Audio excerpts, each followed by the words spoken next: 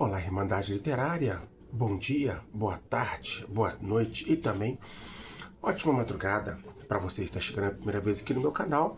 Sejam bem-vindos e bem-vindas. Meu nome é Alexandre Rocha, onde eu tenho este canal onde eu falo sobre livros, dando continuidade ao livro As 48 Leis do Poder, do escritor Robert Greene.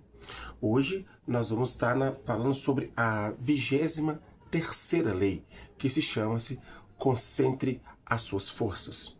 Primeiramente, vamos agradecer aqui. Graças a Deus tem chegado muitas pessoas aqui, né, aos 481 inscritos e inscritas, 481 inscritos e inscritas. Muito obrigado mesmo. O seu joinha, o seu like e também o seu comentário ajuda no crescimento e desenvolvimento aqui do canal, tá certo? Esse aqui já é uma lei que eu já gosto mais do Robert Greene. Eu acho, como eu disse, não é um livro politicamente correto, mas é um livro muito interessante, muito desbloqueamento de mente. Ele dá estratégia que, tipo, se você deseja uma coisa e se você coloca isso na sua mente, você faça com todas as suas forças, com todo o seu âmbito, com todo o poder e com todas as ferramentas que você tem no momento, você vai alcançar aquilo. Ele dá uma referência, por exemplo, que quando Napoleão, né, foi preso, né, ele viveu... Napoleão não era nenhum mocinho, né? Pelo contrário, é um grande personagem da história da França, mas ele, nos momentos que ele escapou da prisão, que ele conseguiu, né? Ele falou que ele sempre acreditou, né? No mesmo momento de dificuldade que ele tinha. Aqui no caso, nós vou compartilhar aqui duas histórias de um imperador chinês que chamava-se Wu. Esse imperador chinês, ele tinha um grande exército, um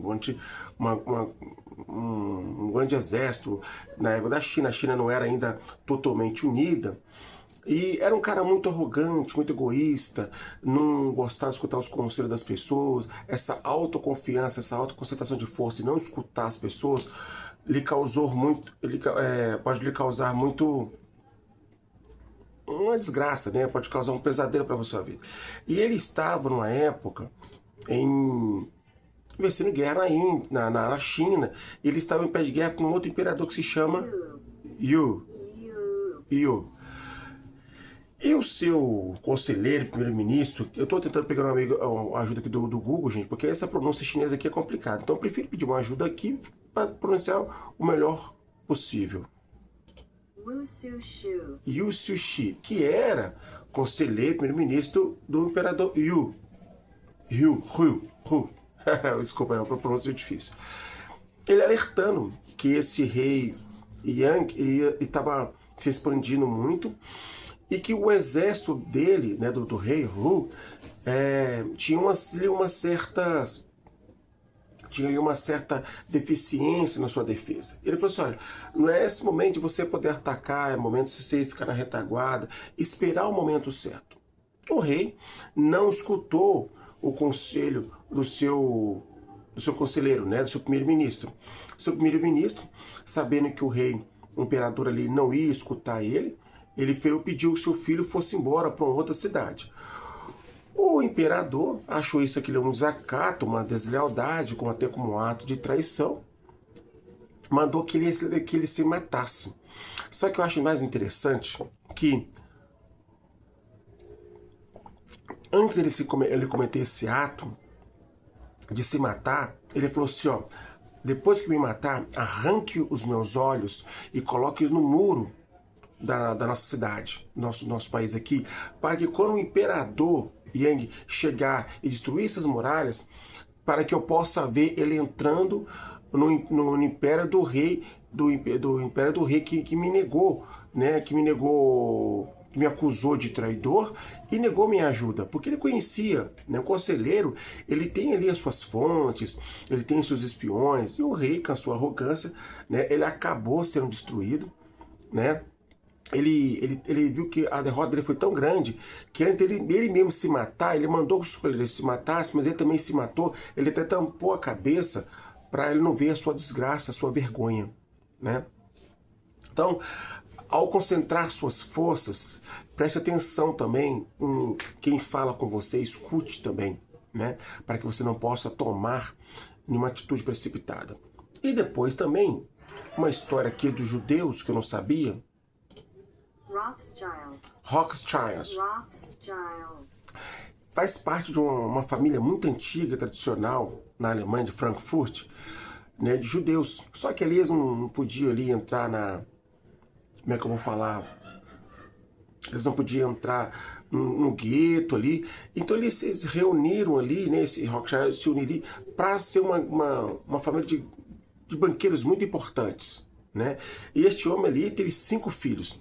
Todos os filhos se deram muito bem, né?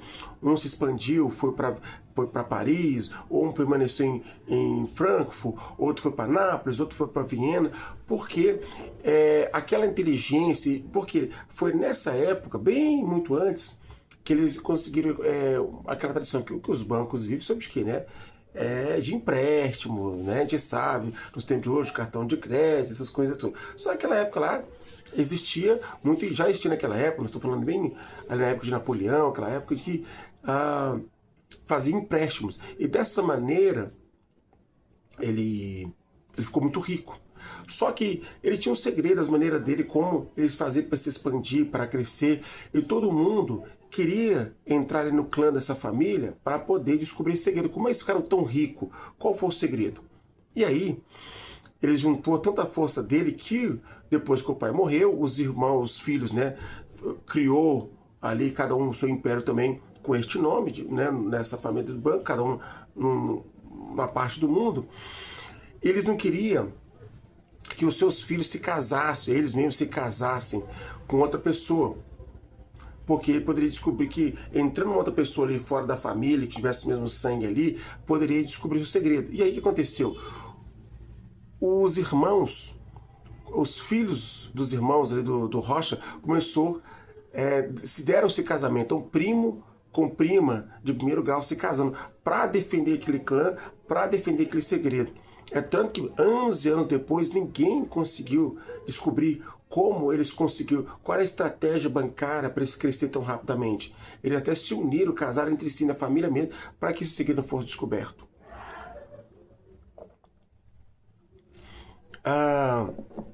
E agora eu vou pegar o livro aqui, porque tem uma parte bem interessante que eu achei aqui do livro, que me fez pensar sobre isso aí. Tem uma fábula aqui do cavalo com o ganso, que é genial, né? O ganso falando que, olha, tipo querendo desdenhar do cavalo, porque o cavalo é um quadrúpede, só que sabe correr, andar para lá e para cá, né? E ele é só grande. E ele não, né? O ganso, ele pode nadar, ele pode voar, ele tem 3 elementos. Só que a resposta que o cavalo dá no ganso, espetacular, genial. Essa eu vou falar que vale a pena vocês lerem. Mas aqui é a peça principal que eu gostei desse aqui, que eu até anotei. Eu fiz até uma marcação aqui. Pera aí. Ó, aqui. Deixa eu chegar um pouquinho mais perto da luz aqui, ó. Vou ter que tirar um pouquinho o óculos para eu poder enxergar um pouquinho melhor. Escreveu ele mais tarde. Se um homem coloca na sua cabeça que vai fazer uma coisa, e se ele se ocupa exclusivamente disso, acaba conseguindo. Por mais difícil que seja, este homem se tornará o Gran Vizir ou Papa, quer dizer, será um mestre daquilo. Concentre-se numa única meta, uma única tarefa e insista até conseguir. O mundo do poder, você sempre precisando de ajuda dos outros, em geral, daqueles que têm poder do que você. O tolo pula de um para o outro, acreditando que sobreviverá se espalhando. Mas um dos coligares da lei da concentração economiza muita energia e se obtém mais poder, fixando-se a única fonte adequada de poder. Aqui ele dá uma característica bem interessante de um homem aqui, de um escritor. Um dos grandes escritores renascentistas se debateram com um problema. Não mais do que um escritor seiscentista, Pietro Ardino. Ao longo de toda a sua vida, Ardino passou pela indignidade de ter que agradar este e aquele príncipe.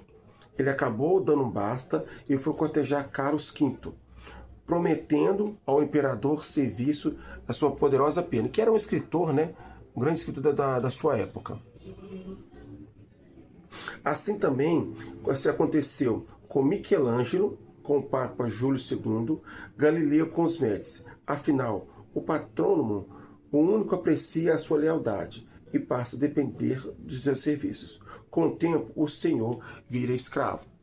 Então, tipo assim, como esses escritores, Michelangelos, todos os escritores, eles eram pessoas talentosas, mas não tinham muito dinheiro, não tinha verba. Então eles se concentravam nas pessoas que tinham poder, né? Pessoas que tinham nome, que tinham fama. Para quê? Não seria uma puxação de saco? Não exatamente. Acho que quando você quer se envolver, você quer crescer, você, lógico, tem que fazer a sua parte. E procurar pessoas que possam agregar para você, né? E, claro, fazer favor do que você também... Quando você vai, por exemplo...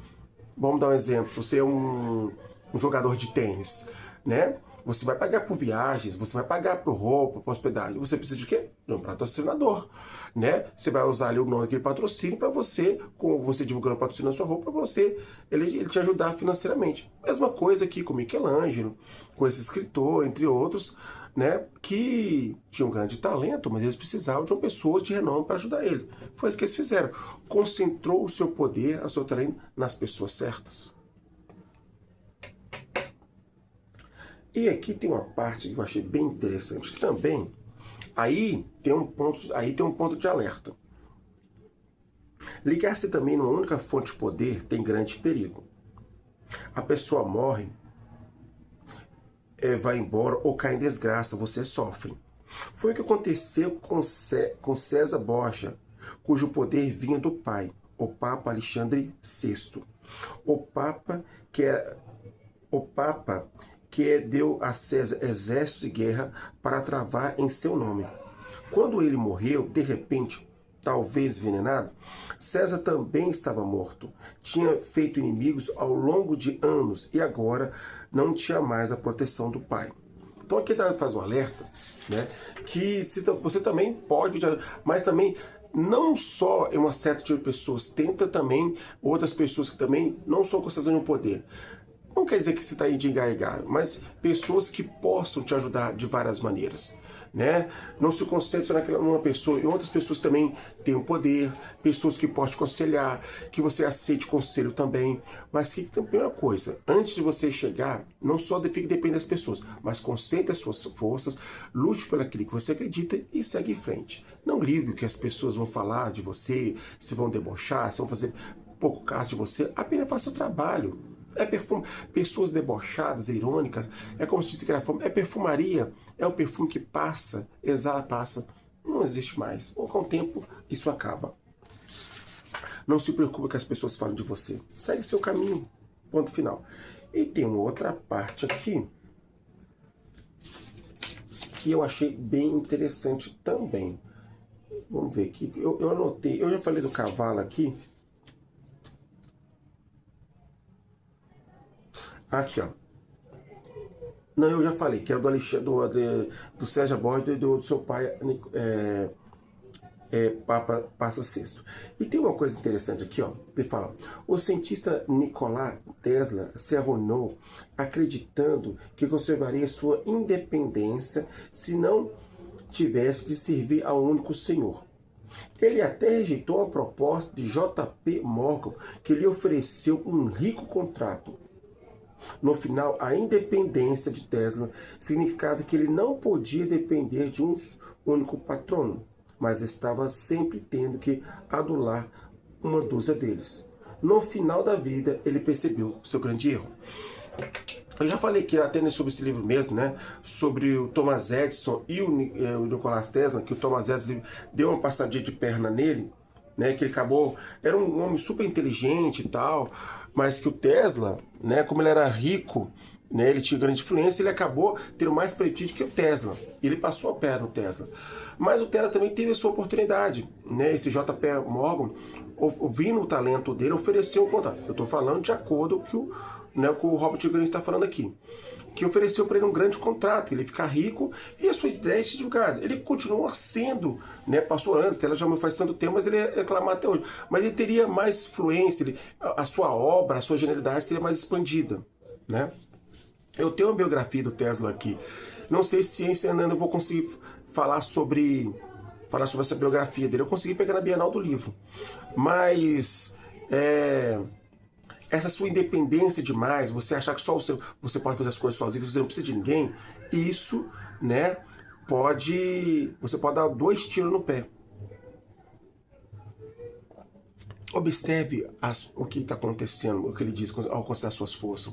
Faça o que você gosta de fazer com respeito, com zelo, com dedicação, mas observe o que está acontecendo de você, quem as pessoas que podem te ajudar, quem as pessoas que invejam você e estão fazendo de tudo para você fraquejar e destruir você, quem as pessoas que querem aproveitar seu talento para roubar o seu dinheiro e roubar a sua ideia. Fique atento, observe, não se distraia. Tem uma parte aqui também que fala do Mao Tse Tung, né, que foi um dos grandes entre aspas, mas que para mim, ele foi um grande assassino, deixou muitos chineses, matou muitos chineses, principalmente de fome. Mas uma das suas estratégias para destruir seu oponente é quando um grande exército que tinha contra ele, né?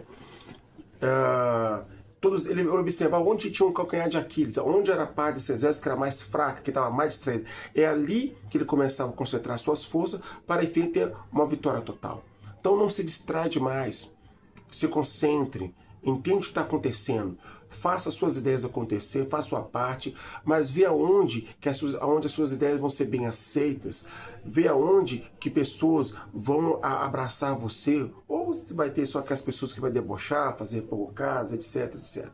Então observe bem, concentre seu poder no seu talento, naquilo que você acredita, na onde que você pode chegar, onde você pode chegar. Tome cuidado com as pessoas ao seu redor, onde você está colocando as suas forças, que sim, que se você encontrar uma pessoa que possa, digamos assim, te ajudar financeiramente, que pode te ajudar de uma maneira honesta, que você não possa ser presa, qual é o problema de a pessoa não te ajudar, né?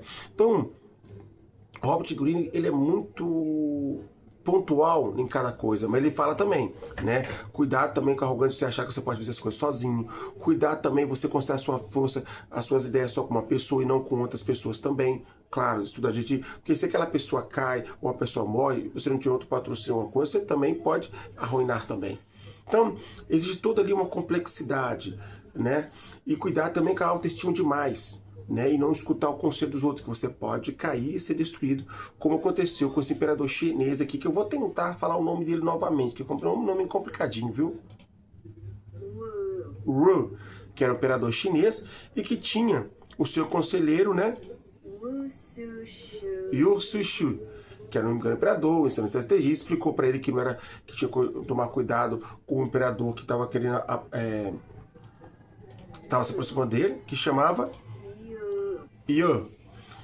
Ele não escutou, né? Mandou seu conselheiro se matar como se matou, e meu conselheiro falou assim: olha, depois que matar, arranca meus olhos e coloca no muro, que eu quero ver o imperador Yu entrando aqui nos muros, né? Destruindo os muros aqui da nossa cidade. E foi realmente o que aconteceu. Eu gostei dessa lei do Robert Greene, sabe?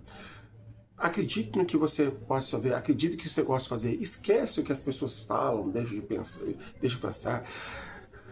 Não dá importância para as coisas pequenas e miúdas. As coisas nunca, para você, aquela estratégia, para uma casa construída, você não começa pelo telhado, você começa pelo alicerce. Então você começa devagar e vai galgando. Acredite em você, vai fazendo. Tome cuidado, não se distrai demais, observe as pessoas que estão ao seu redor, né? E segue a vida, e toca o barco. Gostei. Achei bem interessante nesse conto aqui.